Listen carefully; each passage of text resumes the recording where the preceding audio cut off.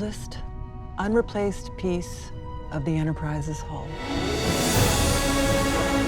Welcome back to ScreenCrush, I'm Ryan Airy. Star Trek Strange New Worlds has had a very successful debut. First of all, it's awesome.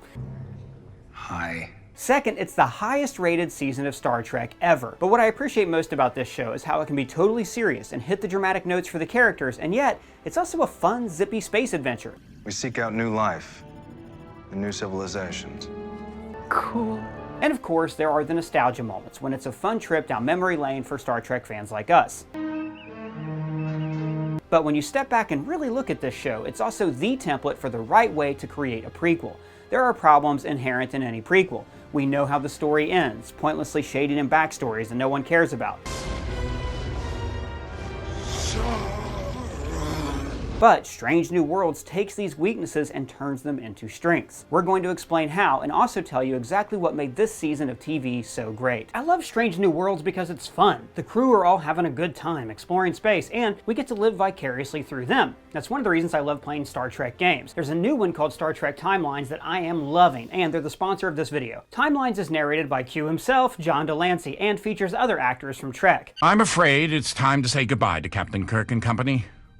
They're needed somewhere else. It's about a multiversal crisis where timelines are colliding, and it's up to you to captain a ship to save the universe. And you know how we always ask ourselves, like, hey, who's on your perfect crew? Well, this game actually lets you pick your crew from all these multiple timelines. So far, I have Picard, naturally, Spock, Data, Saru, and Crusher, but I'm looking forward to unlocking characters from Strange New Worlds and Lower Decks. And the missions in this game are so much fun. There's the typical Star Trek adventures like exploring space, answering distress calls, but you're also dealing with this multiversal crisis, facing villains like Worf from the Mirror Dimension. You can also build your away teams based on the crew's skills, and as you complete missions, you level up and get rewards. Are there also space battles? Of course, bro, it's Star Trek. There are awesome PvE and player versus player space battles. It's also a social game, so you can invite your friends to join fleets and play together. And you can command classic Star Trek ships like multiple Enterprises, Voyager, and more. I highly recommend downloading this game by clicking the link in the description or by scanning this QR code. This week, Star Trek Timelines is running a challenge and giving 5 models of the USS Enterprise NCC 1701 Starship models to 5 new game users that will reach and unlock Captain Level 5 just until August 3rd. Back to Strange New Worlds. Strange New Worlds includes both characters that debuted on the original series and also characters created for the unaired pilot episode, The Cage. My name is Christopher Pike,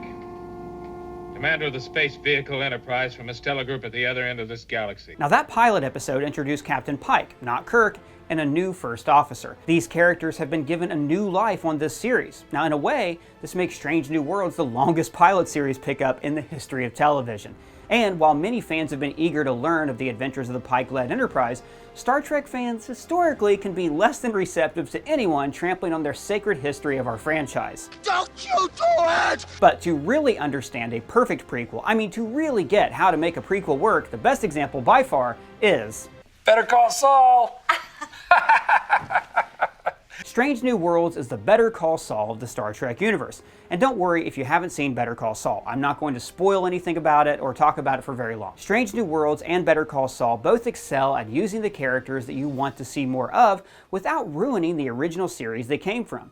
So, Better Call Saul is a prequel series about the series Breaking Bad, and it's about a criminal lawyer named Saul Goodman. You don't want a criminal lawyer, all right? You want a criminal lawyer.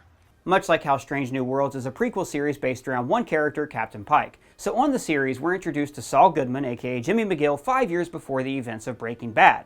And over the series, we see Saul build himself into the man that we will meet later in his life. This gives fans a better understanding of a character that we have grown to love. But Saul was always a side character played for laughs. I once convinced a woman that I was Kevin Costner, and it worked because I believed it. The series shows us the tragedy and choices that led to this man's downfall. Similarly, we all know the fate of Captain Pike. And this series brilliantly shows us every choice that he made that led to this. Captain! But what makes Better Call Saul so successful is its relationship to Breaking Bad. The series navigates this connection with something called the slow burn. The slow burn. Is that like when you cook a chicken? No, it's a writing term. When writing a story, the slow burn is used to move the characters along at a pace relative to the resolution. You do this by creating meaningful obstacles or secondary plot lines for the characters to overcome. Basically, to avoid rushing to the end of the series, you have to challenge the characters along the way. These challenges help the characters grow into the characters that we have already met. When the slow burn is not successful, you get a story that drags and it bores the audience. But when it is successful, you create an in-depth examination of the characters. A good slow burn enhances the original series. And we see this in Strange New Worlds, with the character development of Spock, Uhura, and even Sam Kirk. It is my brother. Was my brother. This is the proper way for a storyteller to create a prequel.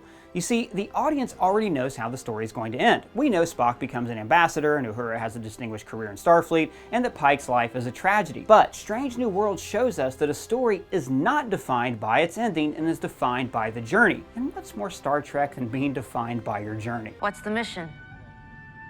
Our mission. We explore. The creators of Strange New Worlds embrace this idea, so they focus on the journey. They give the characters interesting stops along the way without changing the destination. I mean, there have been more than 650 hours of Star Trek produced across all series and movies, and yet Strange New Worlds was still able to give us moments we had never seen before. We might have taken over the bridge a little prematurely.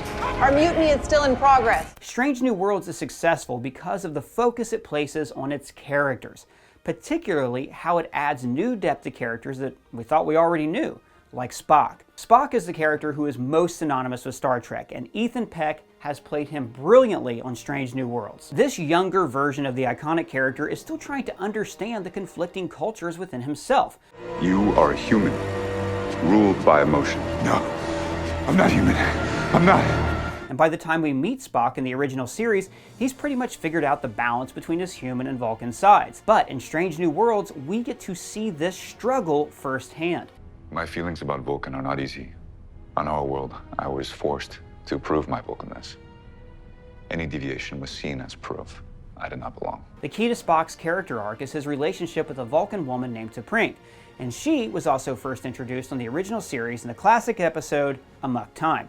That's when Spock has to travel to Vulcan to get hitched. Now, a marriage would seem to be an important moment in a person's life, but in the original series, the event was basically a bottle episode and not mentioned ever again. In that episode, neither Spock nor T'Pring have any interest in following through with the marriage. And as the years went by, I came to know that I did not want to be the consort of a legend. But by the laws of our people, I could only divorce you by the caliphate. Strange New Worlds is employing the slow burn to show us exactly what happened. Each episode moves the story forward slightly in a way that benefits the needs of each individual episode, like the episode Spock Amok, where they Freaky Friday. It advances their relationship, but also makes for a fun episode of TV, which included an homage to this classic scene.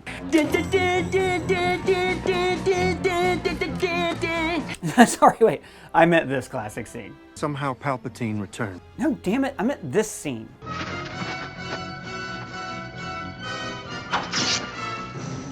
Best of all, Strange New Worlds makes the classic episode Amok Time even better.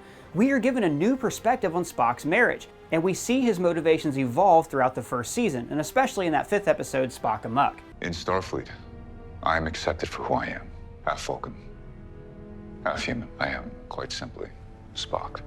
You can see how Strange New Worlds is handling Spock's story with care, but also being brave by adding elements to classic pieces of character lore. Take the reveal of his half-brother Sybok in the episode The Serene Squall. Now, this character was first played by Lawrence Luckinbill in the film The Final Frontier, a movie that a lot of Trek fans would actually like to occur in An alternate reality. What's so bad about that movie? You really want to know? What does God need with a starship? Bring the ship. Please, make it stop. Alright, moving on. Actually, don't mind the movie that much. Sybok. Strange New Worlds chose to reintroduce Sybok, knowing that fans didn't really care to see him again. But using him in this show will make his appearance in Star Trek V actually good. This is the best thing a prequel can achieve, to improve the weaker aspects of the original series. Looking at you, Clone Wars. Using Sybok in the show adds a sense of purpose to a character that had originally popped up out of nowhere. Again, showing us that it's not the destination that matters, it is the journey. Number 1 is another character that first debuted on the pilot episode but was never used again until Strange New Worlds. The actress who originally played her, Majel Barrett, became one of the most important fixtures on Star Trek. On the original series, she played Nurse Chapel, another character that's been reimagined for Strange New Worlds. And years later, she was the voice of the computers on the Enterprise D, E, the US Voyager, and she played Loxana Troi. Not to mention that being a woman on the bridge of a ship was a pretty big deal in the 1960s. With this history, it was a travesty that her character, number 1, was never given a name during the pilot. And the first thing Strange New Worlds did was fix that omission. Her name is Una Chen Riley, and she is one of the most capable officers in Starfleet. As a senior officer, I don't get to be part of the crew anymore. Oh no, that's not because you're a senior officer. It's because you terrify people. The first season depicted Una as a confidant to Captain Pike and a mother figure to the crew. She also harbors a secret that should have kept her from being a hero. I'm an Illyrian. Starfleet policy is clear.